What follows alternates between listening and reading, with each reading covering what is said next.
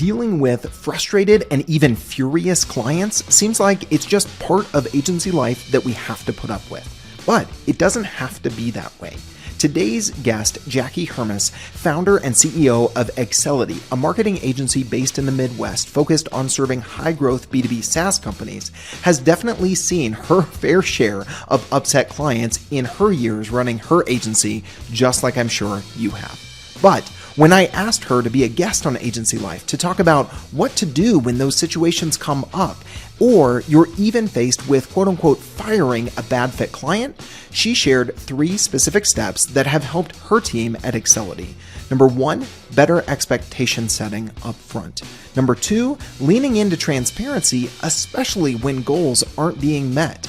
And number 3, forming friendships with clients by making connections outside of doing the work and your regular QBRs. What I found really interesting about this conversation was that Jackie also shared some very practical ways you can actually avoid bringing in bad fit clients that are more likely to get frustrated with you before they ever sign up with your agency.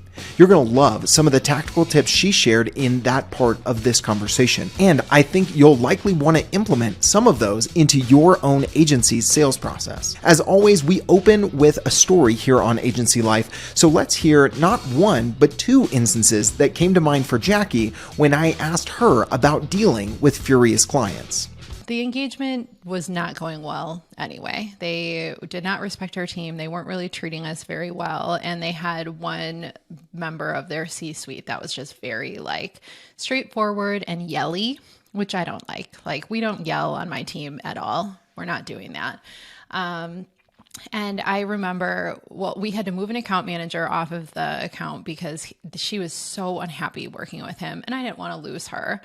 And then one of our leadership team members took over, and then she didn't know what to do. I remember I was in Mexico with my family, and she called me and she was like, I need you to get on this call. And I'm sitting on the deck and I'm like, hey, let's calm down. Let's reconvene when we're calm. It was a bad situation altogether. And then come to find out that they were actually a sales services company, and they were launching a marketing services arm of their business and becoming a HubSpot partner and doing a lot of the stuff that we do. And I was like, oh, this doesn't. And I found out from one of our clients.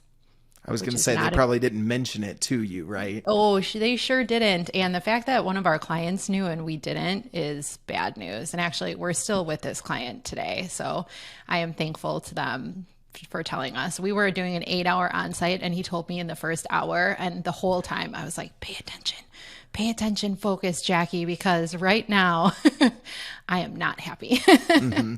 I can imagine, as an agency owner, dealing with a frustrating client is one thing.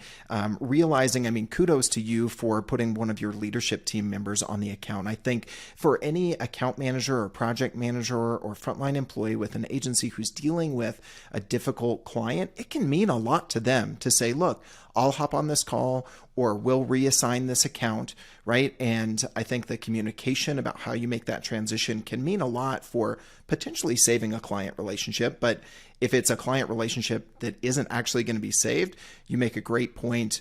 What is the collateral damage with our employee, and how do we mitigate that? I imagine it meant a lot to them for you to step in and for you to reassign that account, not in a way of, you can't handle this, so I guess we'll step in. What did that look like? And especially, your employee's response. And this was probably 4 or 5 years ago. Prior to that, we had a nightmare client that they did cause an account manager to leave because they were apparently very rude to the account manager. But then anytime I got on the phone, they were always really nice. And I was like, cool, this seems like a great client.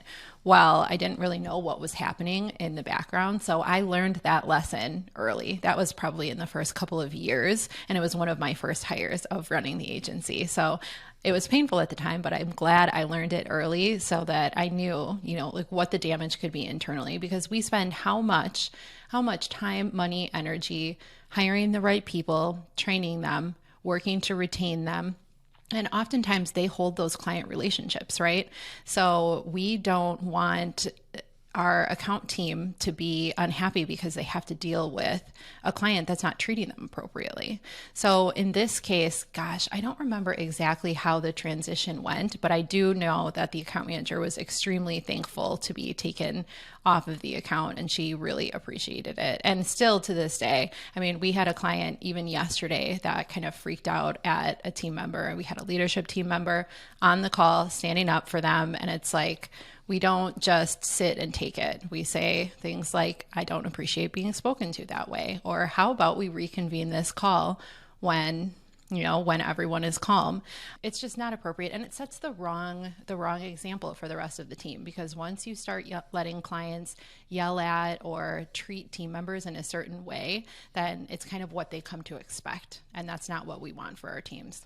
And you make a good point there in what you said, that in at least one of those two scenarios, you were able to retain that employee, and stepping in and not making them just sit there and take it, as you said, probably played a significant role in that.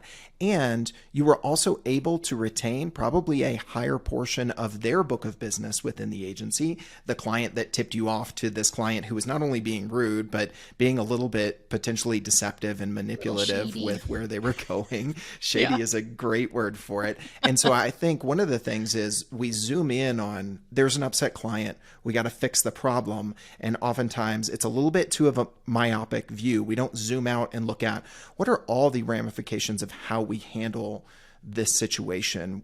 What would you say are maybe some of your other biggest learnings from those situations, or maybe something that you go back and look, hey, maybe we would have done this differently based on having gone through these stories, as you mentioned, multiple of them at this point in the age of your agency?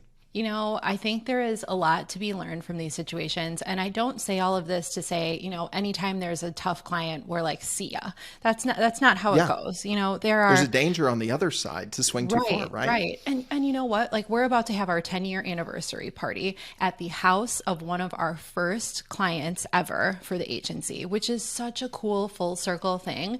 And this client was a little tough at the beginning. And now he's a personal friend of mine because I was able to win him over. So it's not you don't give up right away, but I think there's a line between being unhappy with work or output or results or whatever it may be, and voicing that. And sometimes you even voice it, I think people voice their anger or based on what's going on in their lives, right? So if someone's really stressed or it's not always about you, how it comes out at you. And I think sometimes there is some mending to do, but sometimes people just are the way that they are. We do things now like checking Glassdoor reviews of clients before we bring them on, which we didn't do until recently. We had a couple clients that we were like, geez, they just are not super nice people. And we are very Midwestern, right? And we all how does that come across, being very Midwestern in your agency?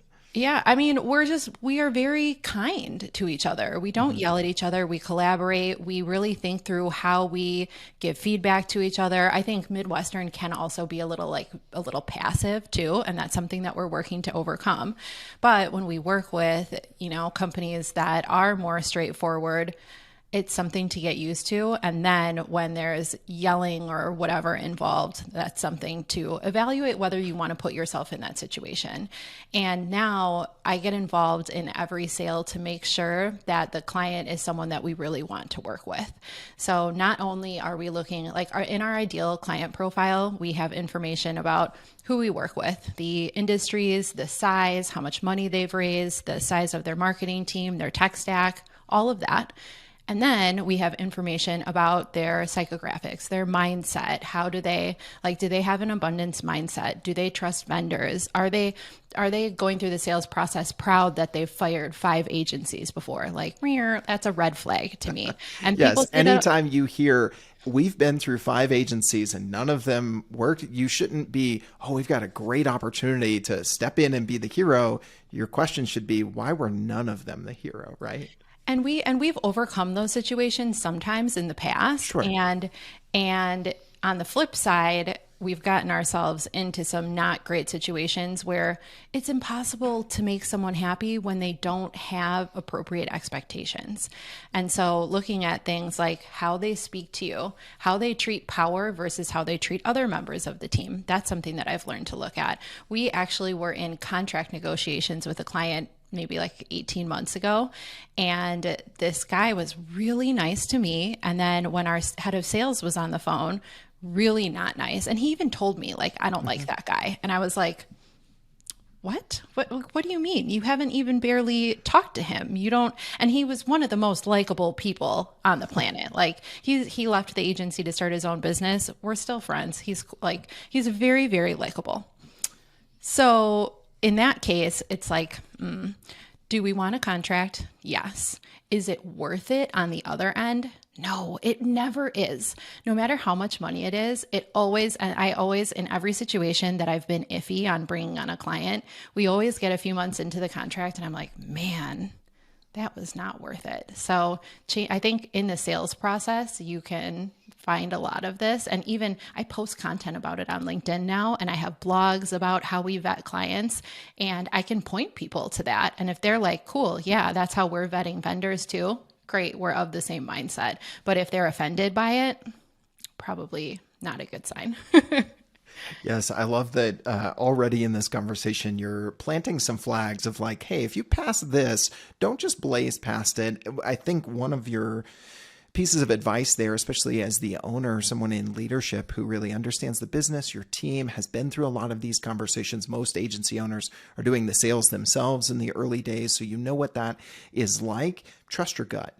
That is incredibly important because, like you said, every time you've had that kind of danger, Will Robinson, that iffy feeling, then it hasn't turned out well. I love some of the tactical things you said there too, Jackie. Check Glassdoor reviews, share some of the content around what is a good fit client and how you work with clients, and take your ICP information beyond headcount, revenue, and industry and look at some of those psychographic pieces. How do you then train your team to look for those, to qualify based on those?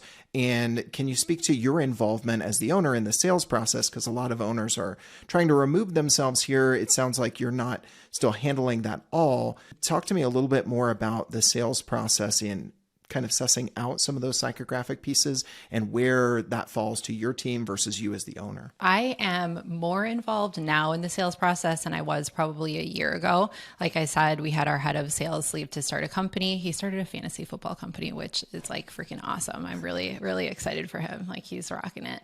But I was thinking about rehiring for that, and I decided to run more of the process myself. So I can kind of speak from someone who had the full team. And now we do have a BDR who is trained on vetting people. And then I'm running much of the process, but it's more of a team effort now. So it's me, it's my head of strategy and client services. It's one of our director of strategy internally.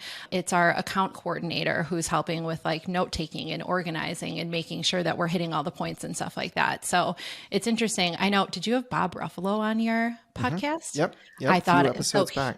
So he actually is the one that told me like he didn't have a traditional, like head of sales, account executives, BDRs that his team was responsible for selling.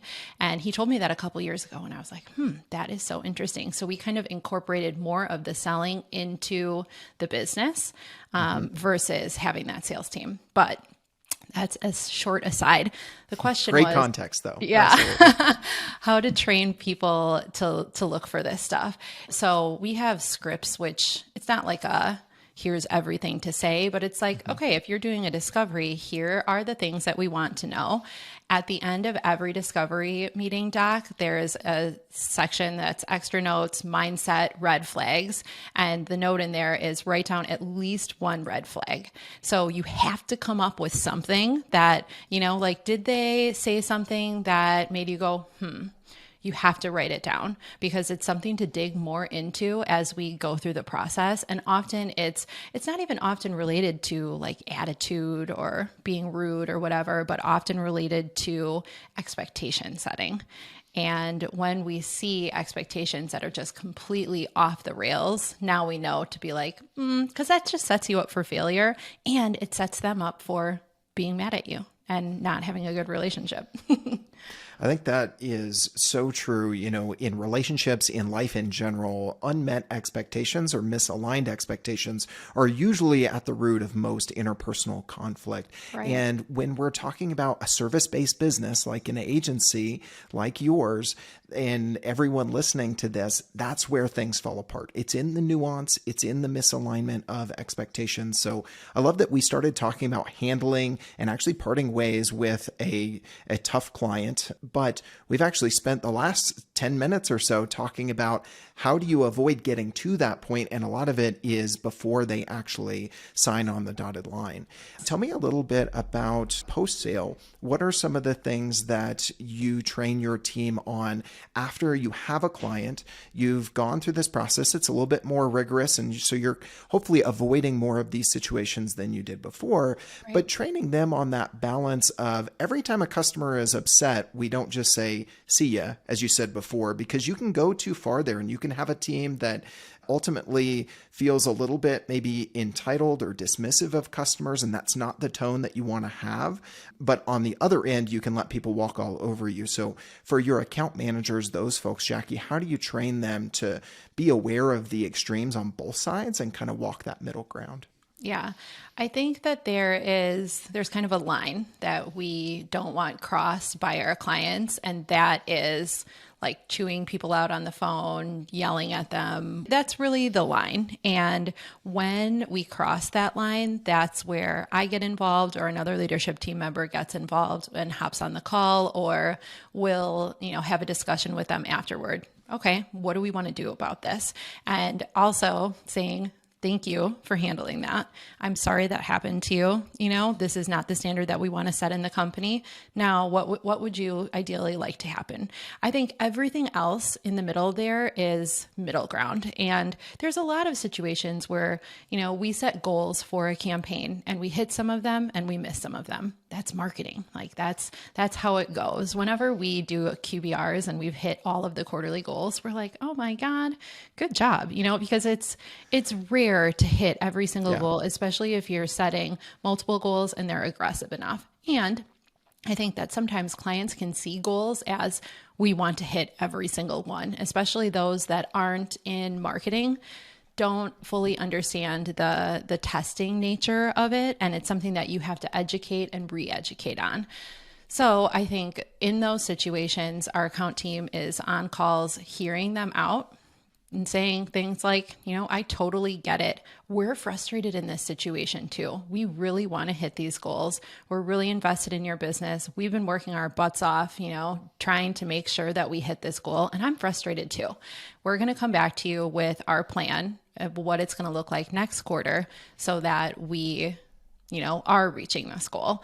And then usually we're getting the account team together, the delivery team, so creative. And I'm usually involved in those conversations too, where we're like, cool, we fell short of this goal. What do we want to do next quarter? And usually when you acknowledge the client and tell them, I get it, and tell them we're unhappy too. It doesn't have to always be, oh, well, we did our best and we'll try harder next quarter. I love the candor and transparency in that. Yeah. And that's how you become friends with your clients. That's how you get on the same page and how you become like a true partner, not just a vendor. So I think there is a line, and the whole team knows the line. When we go beyond the line, we're having conversations like, is this a client we still want to work with? If we do, what kind of conversations do we need to have? I've called clients up and left voicemails like, hey, we need to talk about today's meeting. Call me back. The last time I did that, I did not get a call back. I'll tell you that, because it was a yelling situation.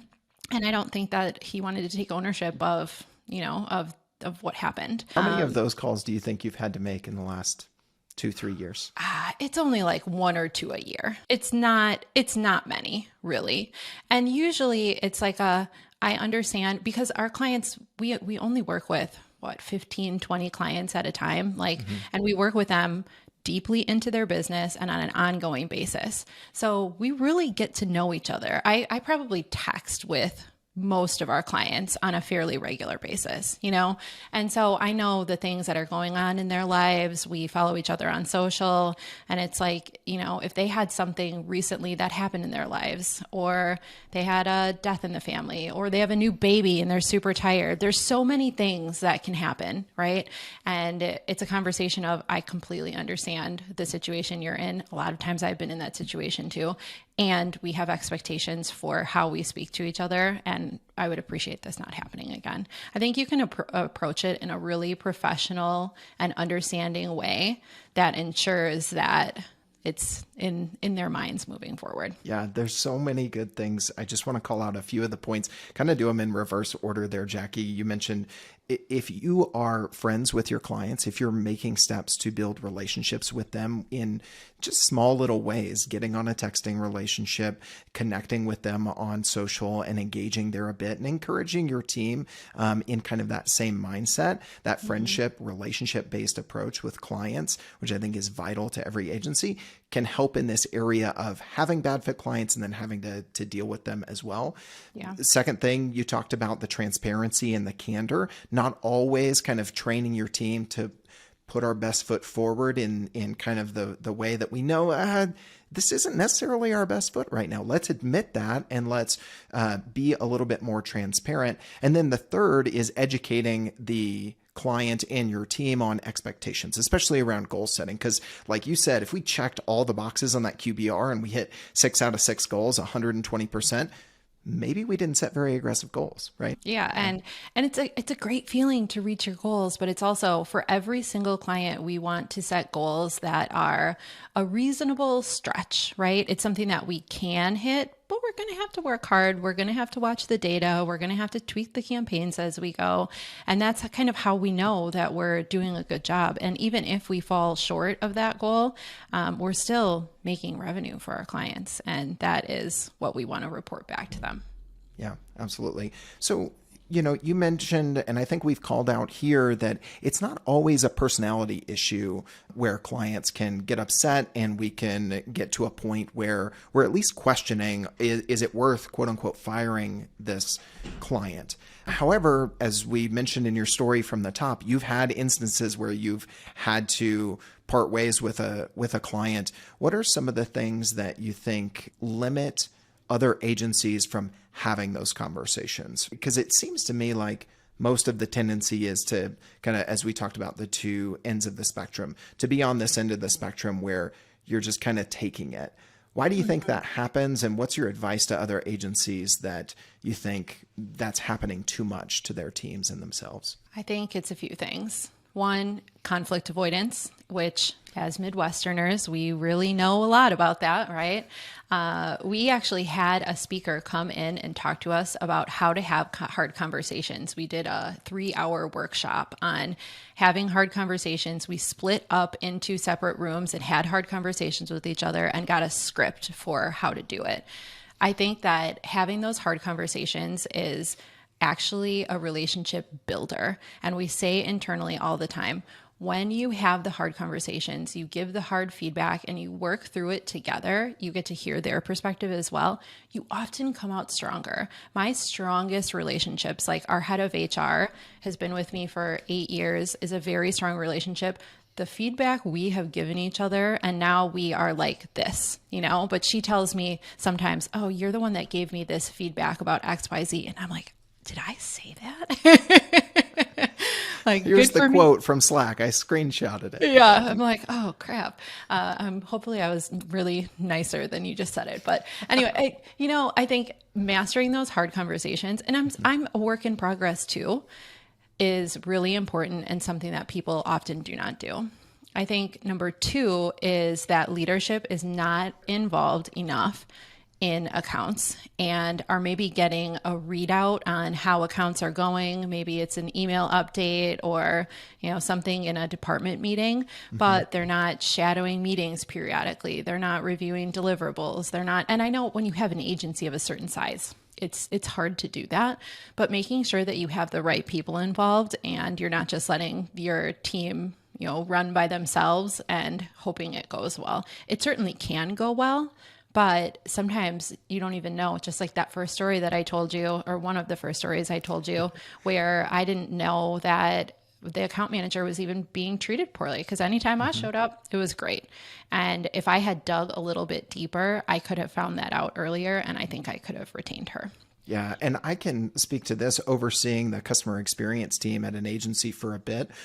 Two of the things that helped me was making sure that all of our team, with our clients, HubSpot partners like yourself, Jackie, and Accelity, you're used to pushing everything for your clients into HubSpot. Well, as an agency, I was making sure that all of our account managers were doing the same thing for our agency. So all their emails with clients were logged in HubSpot. We started using a call recording tool, which helped with kind of things that can get lost in translation and those sorts of things. But it was also really helpful. Most people think about call recording as like sales coaching and those sorts of things, but it gave me insight to, I literally had times where members of our team said, hey, we just got off a really rough call. And it was kind of that situation that you mentioned. And I was able to go in and listen to what was actually being said. So I didn't have to just take either the team members or the client's word for it and then decide kind of who to believe if those didn't line up. Anything else tactically along those lines that you do and you recommend for leaders, Jackie? Just making sure that you're really involved in accounts and making sure that you're having open conversations. And even beyond that, having a culture of feedback and openness, which is not easy to do. Actually, a team member of mine that left about a year ago is in a much larger business now. And I met up with her for dinner maybe 6-8 weeks ago. And she said, there are things that I loved about Accelity, and there are things that I really like about this new role. And one thing that's really missing at this company is feedback. No one gives each other feedback. Definitely no one gives any feedback up. And there are no opportunities to give feedback to managers, to leadership, whoever it may be. And so if you can create that culture, I think it is extremely important. And it's no small task. It's not like, check, done. It's something that took us a really long time to do because we were seeing some of those things happening where feedback wasn't being shared. And we were hearing through a game of telephone, that someone was unhappy about something or someone didn't like a new policy or whatever it may be. So I think we've done a really good job of that now. Yeah, it's so critical. And kudos to you and the Accelity team, Jackie, for, investing in those sorts of trainings that you were mentioning earlier to have those hard conversations. You mentioned Bob Ruffalo at Impact. He was a guest on this show just a few episodes back, and he kind of relayed that they spend as much time coaching and role playing and investing in communication skills with their team as they do on the marketing skills and the things to deliver for clients, because it's so important, and it can lead to the two paths that we've seen here. A client who's with you for a decade and is hosting your anniversary party for your agency, or the one that doesn't even return that call of, hey, we need to talk. Mm-hmm. Well, Jackie, I want to get to our final two segments that we always have here on Agency Life, but one more question for you, for those folks who do find themselves in that sort of situation of needing to part ways with a client. Maybe they have or haven't done some of the things that you guys are doing to prevent that, but they're at that point. They need to have that conversation, not just, hey, we need to talk, but hey, we need to part ways. And they need to manage that communication internally and with the client. They need to manage maybe some of the fallout that could happen from that. What are your pieces of advice of if another agency owner is listening to this and saying, hey, I need to call another client tomorrow on Friday, and that's the situation I'm stepping into. Maybe I've never done that before, or I've done it poorly in the past. How would you advise them? So the first thing that I would do is make sure that you understand your client's communication preferences. This is something that we do internally and externally. So we actually have an internal document where everyone writes down their working hours that they are typically online. And, it can be, there's really no standard working hours. So it's kind of like all over the place. And then we can check, hey, when can I expect this person to be here? And how they prefer to be communicated with. Do they want to be talked to on Slack? How they like to receive feedback. is a thing that's within that document that's very important. So some people will say, I'd like a written heads up and then a meeting within 24 hours. I would like to be told face-to-face or in person or whatever it may be. We usually don't get into like, how do you want to receive hard feedback with clients? But while we're establishing our SLA at the beginning of the engagement, we always talk about what their communication preferences are. And I think from working with a client for a little while and looking at their communication preferences, you can come up with what you think is the best strategy to deliver this news. So some people want to hear it via email because they're going to be unhappy or they're going to want to process it and then they want to talk in a few days. Some people are going to want to hear it in person. I think that thinking through the method of communication is just as important as what you're going to communicate because it sets the stage for how they react.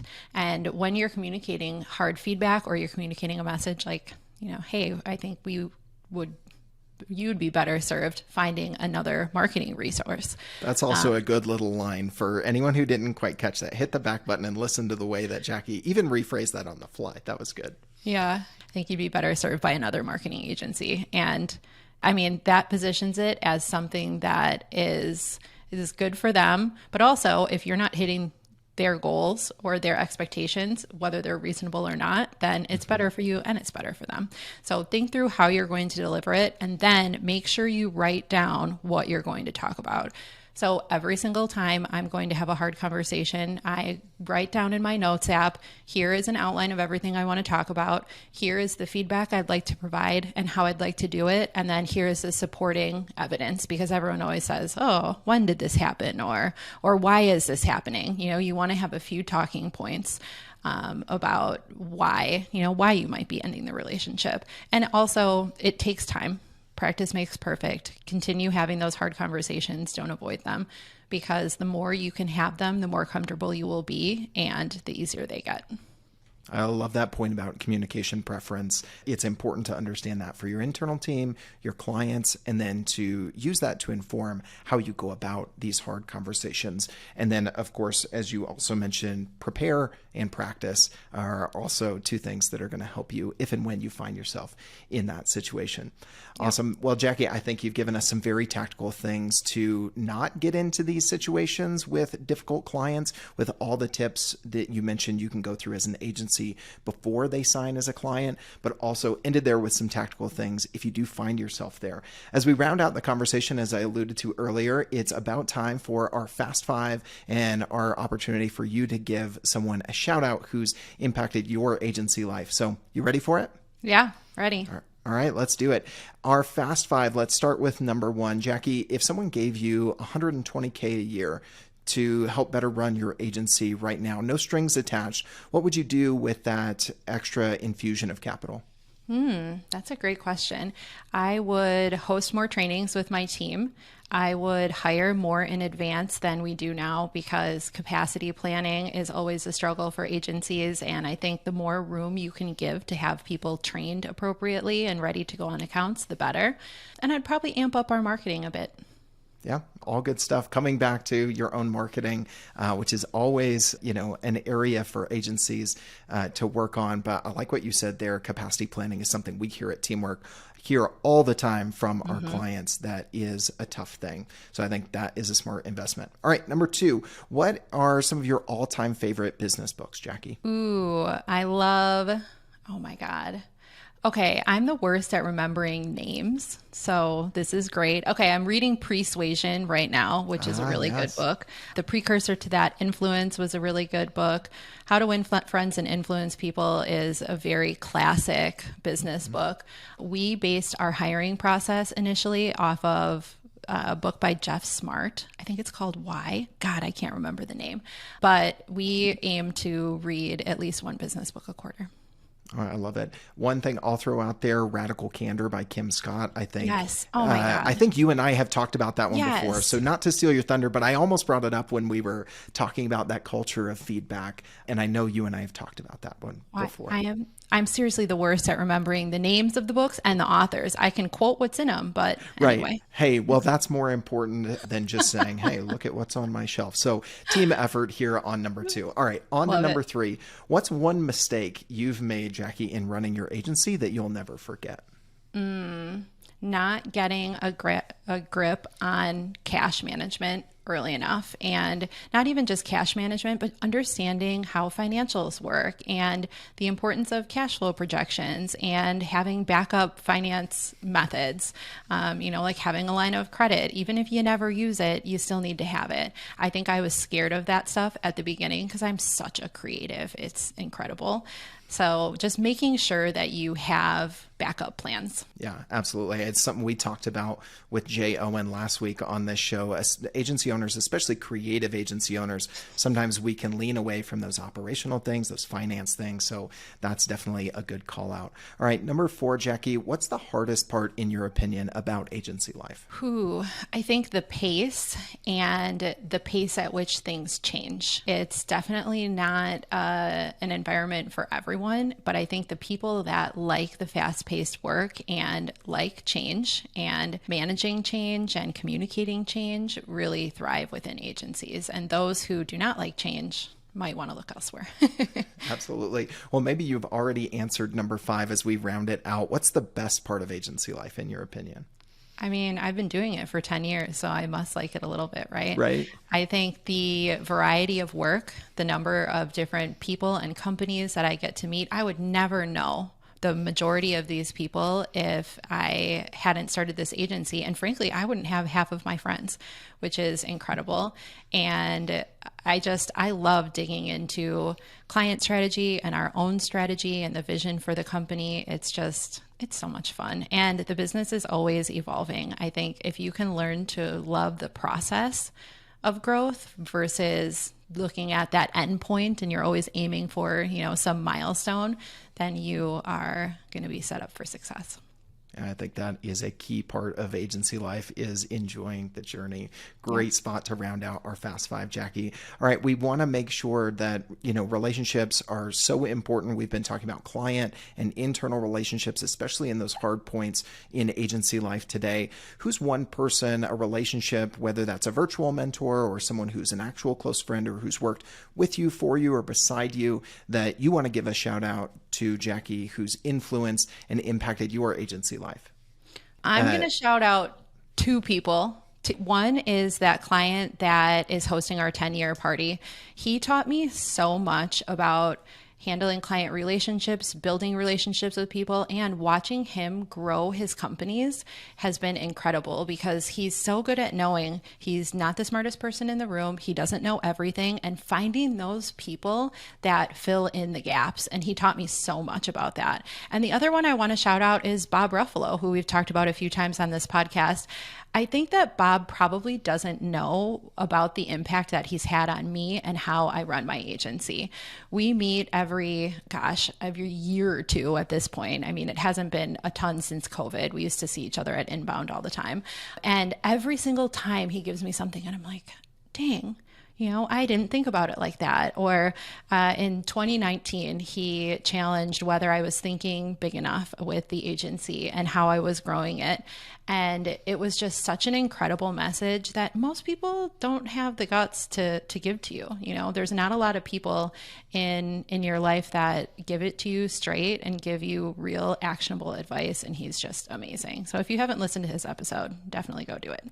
Hey, I did not tell Jackie to plant that plug for Bob's episode, but now that we're here, you finished a great episode with Jackie and I. Go back and check that one out from Bob. As we mentioned, we talk about role playing, and he goes through some of the things Jackie alluded to in their unique business model. I love that, Jackie, you actually used the word impact when you described Bob's relationship and influence on your agency life, which is the name of their company, Impact. So that was good. I didn't even think of that wordplay, but I'm going to pat myself on the back. Just natural. Yes, you can. Absolutely. Well, speaking of patting yourself on the back and just connecting with you, Jackie, if someone is not already connected with you, LinkedIn or elsewhere, they want to see you and connect with you as a peer in their agency life journey, where would you point them to? So my LinkedIn is probably where I spend the most time. And then 2 websites. One is Accelity's website, accelitymarketing.com. And then the other is my personal website, JackieHermes.com, where I post a little bit more about, my agency as a founder, and I post my podcast there. So definitely check it out. And what's the name of your show, by the way, Jackie? The Art of Entrepreneurship. So we talk about a lot of the stuff that we discussed today and a lot of things that I've learned while growing a company. So all of the different operations, finance, marketing, sales, the different functions within a business and how to grow them, and all the mistakes I've made, which is plenty. That's where the best lessons are. So thank you for unpacking some of those, the hard conversations, the mistakes, and the things that you wish you could get back, but influence some of the things that are now working now. I love some of the tactical tips that you shared there. So if you're so inclined, go check out Jackie's podcast, give that a follow as well. Jackie, it is always fantastic talking with you about agency leadership and agency life. Thank you so much for being our guest today. Thank you.